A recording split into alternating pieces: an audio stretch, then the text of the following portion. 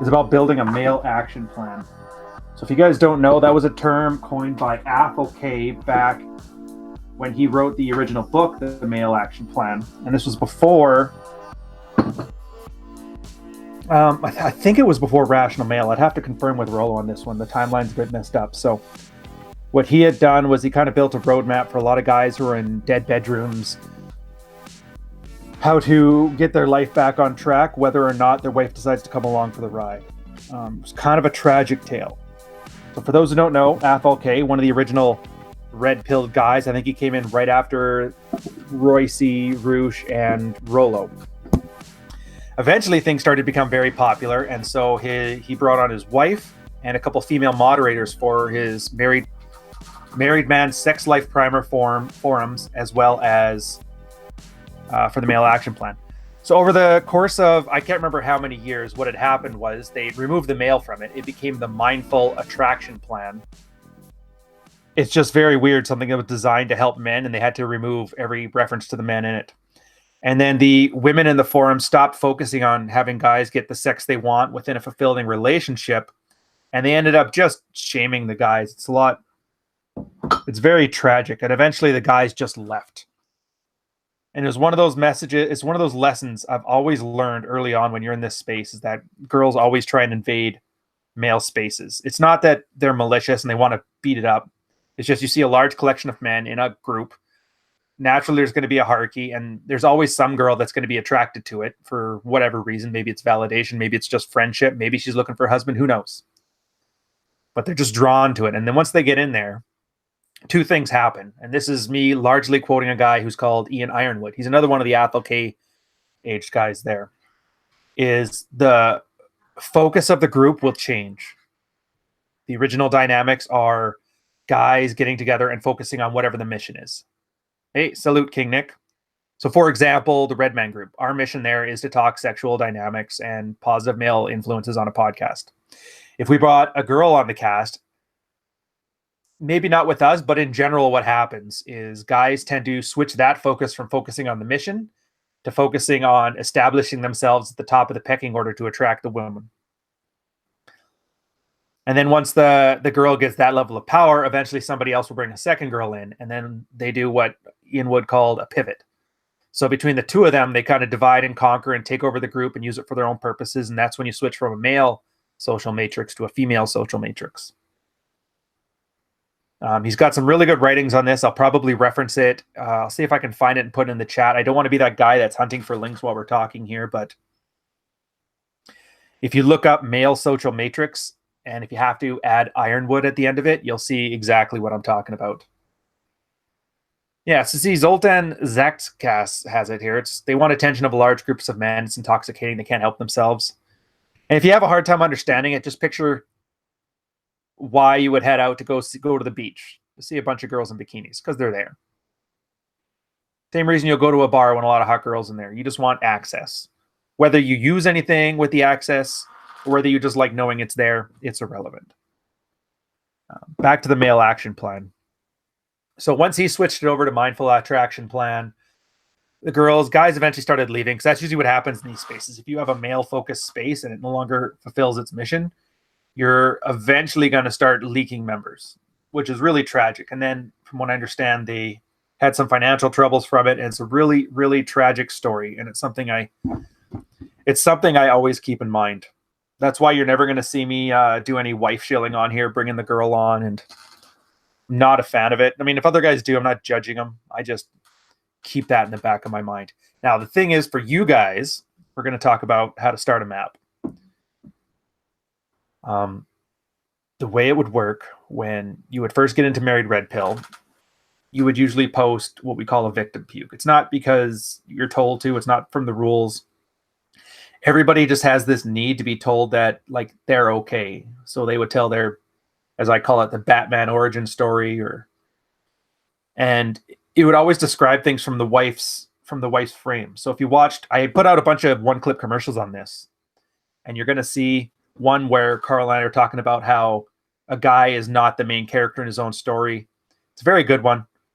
Take a look through my archives there. They should be in the playlist. But So a guy will come in and he will essentially describe his wife. My wife does this. My wife does that. My wife never does this. What do I do? And it's always, what do I do? It's never, how do I, like, they never have a goal when they come in. They just know there's this general sense of frustration and a grievance, but they can't articulate it because they've never actually used their own mental point of origin. So our first strategy on that one, I call it, and it's something I adopted and I brought in there, which was kind of nice. It was something I learned from Fleet School. And this is something, if any of you are in managerial roles in that, in something that has a lot of men on it, you could probably do well with. So my first day of a course, the instructors all told me, when you get there, find somebody who does something wrong. It doesn't matter how small, how slight it is. You take them out of the class and you berate them up and down, dress them down. Make sure it's within earshot of the rest of the class. And let them back in the class, go have a coffee, come back, and never yell again during the course. And it was goddamn brilliant. One of the other teachers, a buddy of mine, he didn't do that, and his class tended to always push boundaries against him. My class, though, was like, and the best part is the quieter I got, the more freaked out they got, because they were kind of expecting that yelling, but it never came. They even talked about that when we had our course parties after, so it's pretty cool. So what we do then, when the guy first comes in, he's got his wife's head up he's got his head up his wife's ass, and all he can talk about is her, and in a reactive sense. Like, he's not proactive, he's very reactive. He doesn't have a goal. And so it's an ego crushing moment. Like, I got it, everybody gets it. When I got on there, I got called well, I guess I don't want to get demonetized, so I can't tell you the term, but it starts with F and it rhymes with maggots. And what happens is one of two things. If a guy is too ego invested, he's just going to worry about you treating him with respect. They actually use the word respect specifically. And then in that case, you keep piling on to he's either going to quit or he's going to realize, no, I did TQ3, which is the course right after BMQ. So anyways, the guy will realize that, and then eventually you have this moment where, like, look, you came here, man. You're that desperate that you came to random people on the internet. Yeah, it's a naval course. You come to random people on the internet, and then guys kind of get out of their ego, and they're like, all right, fine. Like, look, I get it. I'm a maggot, whatever. What do I do now? And then that's when you realize you can actually get through to somebody. And that's why I say never red pill your friends, because you're never going to get through to somebody while they're still ego invested in themselves. And so it was a really good way of weeding out those who wanted to with those who didn't. And then once that happens, you immediately getting them on. And this is something else I'm going to break here. There's a misconception that a lot of red pill guys keep saying it's strong list 5x5. That's all you do. That's the red pill workout. And I think they missed the point of that workout. So while you're building frame, the easiest, best bang for your buck as far as demonstrations of higher value is getting a good gym workout. Now, a lot of guys, they're in their 40s. They've never worked out a day in their life, or they haven't touched it since high school. Strong lifts 5x5 is the simplest, oldest, and hardest to screw up program in existence. It doesn't matter what your goals are. It's one of those ones that'll get you started for the first 3 months. And you know, if you can get a guy to work out for 3 months consistently and make some gains, that he's able to do the map. So it's a lot of this is more so testing a guy to see if he's capable. And that's where, and then once guys kind of shed their ego, they kind of understand how it works. Like, everybody's berating them and hard on them because they don't want to waste their time. You have 20,000 guys in the Married Red Pill, for example. I've got my client list. Everybody else has got their client list.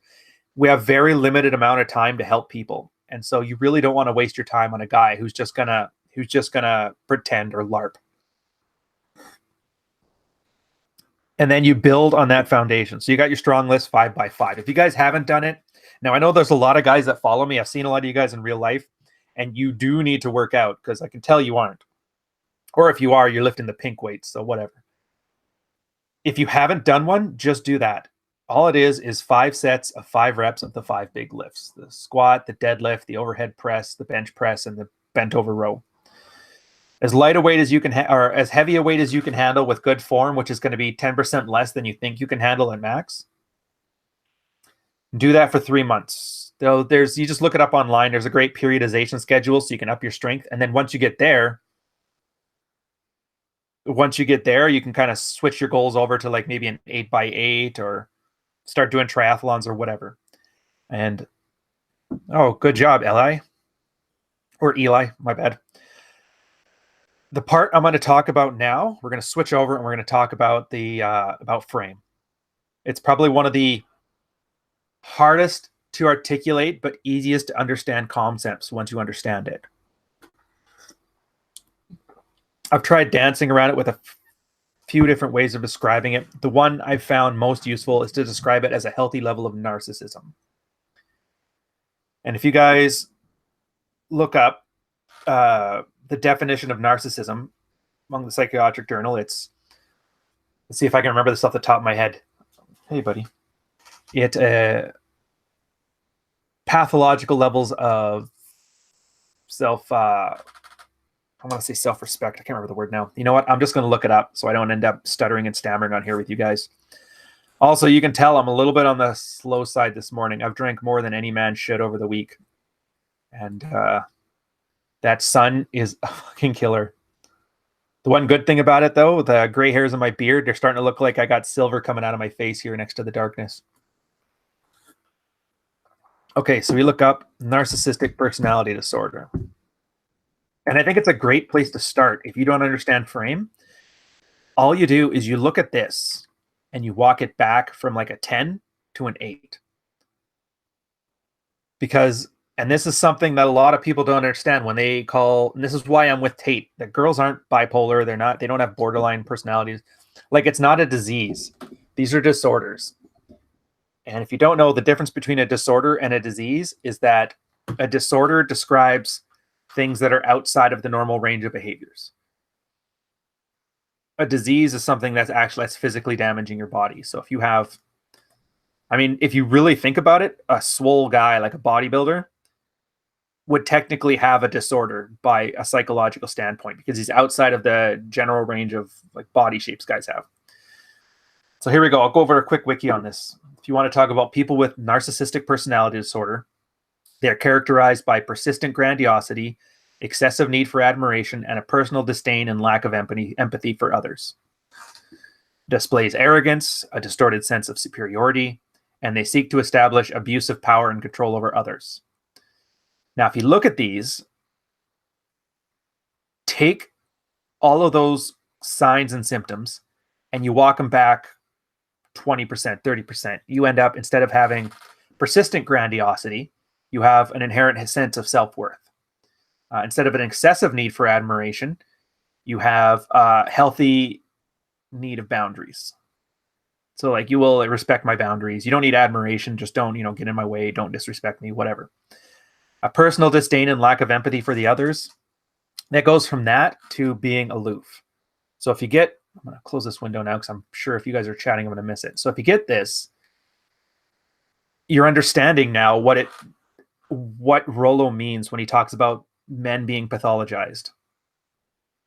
Carl, he's away on an undisclosed location doing an undisclosed activity there, Mohit. And that's all I'm allowed to say.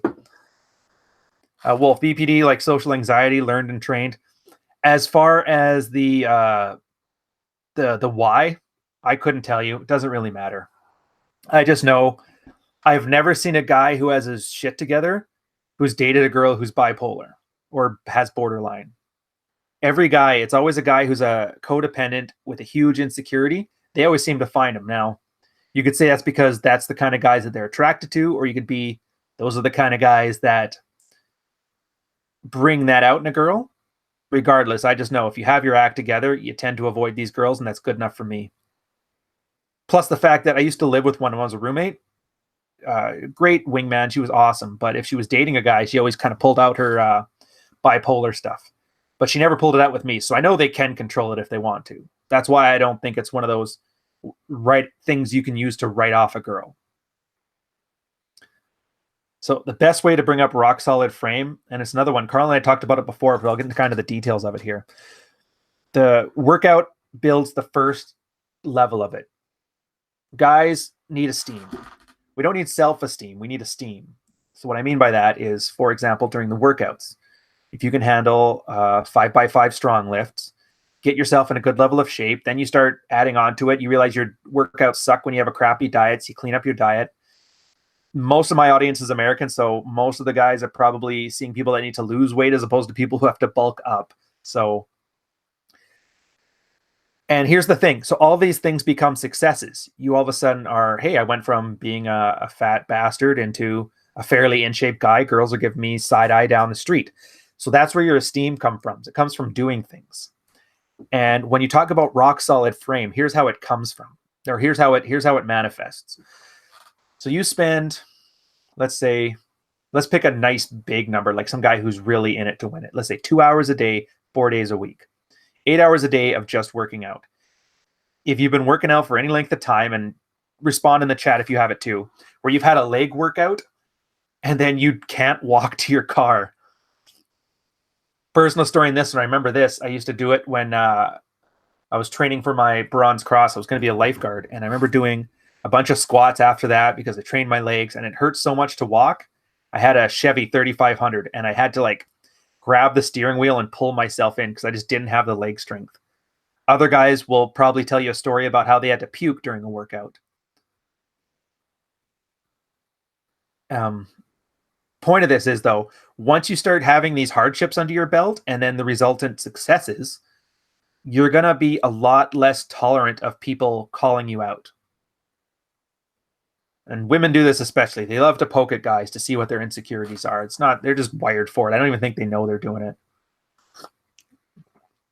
So if you're a guy who's out of shape, you eat Cheetos and you smoke weed, if a girl starts making fun of your weight, you're insecure about it because you know it's something you got to deal with. On the other hand, if you're a guy who's been working your butt off and maybe you have an extra 10, 15 pounds, it doesn't phase you as much because you know all the work you've put in so far and where you have to go. And that's the first step of building a strong frame. That's why we always say lifting is the number one. The second part of it is building those. I got to find a walked back term from narcissistic. I'll just call it frame. Screw it. Or healthy narcissism, whichever. Well, I'm going to use the terms interchangeably, so just bear with me here. What'll happen then is you start with your map. So your first part is you start lifting, and then you start working on your frame. And that comes with reading a lot of the works that we recommend. That's No More Mr. Nice Guy, When I Say No, I Feel Guilty, the hugest ones. Because most guys aren't starting with 0 for frame. They're starting with -1. They're starting with a codependent mentality. Good way to describe a codependent mentality is think of the divorced mom who treats her kid as an emotional tampon, starts complaining about all the men in her life and using him as like her bestie. That guy, since he always looks to his mom for validation, being he's like a 4-year-old kid or 3-year-old kid, it builds up a certain codependence. He learns the only way to get the attention of the person he loves the most is by having her dump her emotional weight onto him. And so a lot of guys, I mean, I'd argue upwards of 40% of guys are coming from that state. So it's not even a point where they have to worry about toxic masculinity. What they have to worry about is not being a codependent.